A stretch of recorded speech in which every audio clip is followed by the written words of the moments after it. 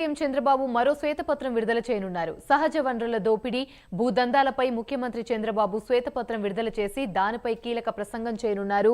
ఇప్పటికే ప్రభుత్వం తరపున సీఎం చంద్రబాబు 3 శ్వేతపత్రాలను విడుదల చేశారు. తొలుత పోలవరం, అమరావతి, ఇంద్రనగరంపై 3 శ్వేతపత్రాలను విడుదల చేశారు. మధ్యాహ్నం 3 గంటలకు 4వ శ్వేతపత్రాన్ని సీఎం చంద్రబాబు విడుదల చేయనున్నారు.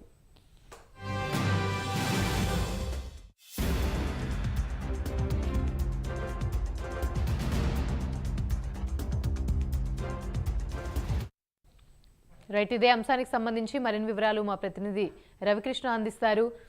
రవికృష్ణ, చెప్పండి, మరి కాసేపట్లో సీఎం చంద్రబాబు అయితే మరో శ్వేతపత్రాన్ని విడుదల చేయనున్నారు.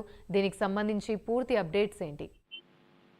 యామిని, మరొక గంటలో సీఎం చంద్రబాబు నాయుడు మరో శ్వేతపత్రం విడుదల చేయనున్నారు. ఈ నేపథ్యంలోనే ప్రజెంట్ అయితే మాత్రం అక్కడ ఏర్పాట్లు అయితే జరుగుతూ ఉన్నాయి. ప్రధానంగా కూడా ఈ శ్వేతపత్రానికి సంబంధించి ఇప్పటికే 3 శ్వేతపత్రాలు విడుదల చేయడం జరిగింది. ఈ 4వ శ్వేతపత్రంగా భూదందాలు, అదేవిధంగా కూడా సహజ వనరుల దోపిడీకి సంబంధించిన అంశానికి సంబంధించి ఈ శ్వేతపత్రాన్ని విడుదల చేసిన పరిస్థితి అయితే ప్రస్తుతం కనపడుతోంది. ప్రధానంగా కూడా గత ప్రభుత్వంలో మాత్రం పెద్ద ఎత్తున అవినీతి జరిగింది.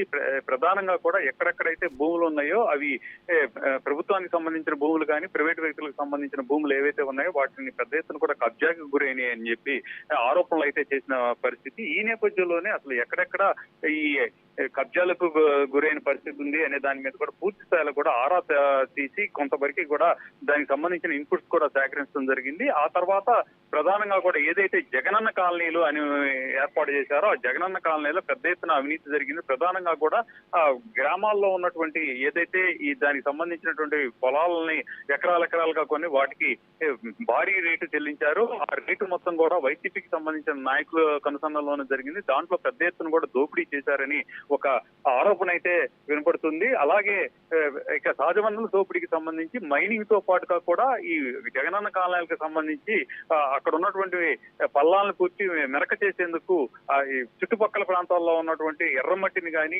గ్రావెల్ ని అదే విధంగా కూడా నల్లమట్టిని ఇసుకని కూడా తరలించారు. దీంట్లో కూడా పెద్ద ఎత్తున కూడా వైసీపీకి సంబంధించిన నాయకులు ఎవరైతే ఉన్నారో వాళ్ళందరూ కనుసన్నలోనే జరిగింది.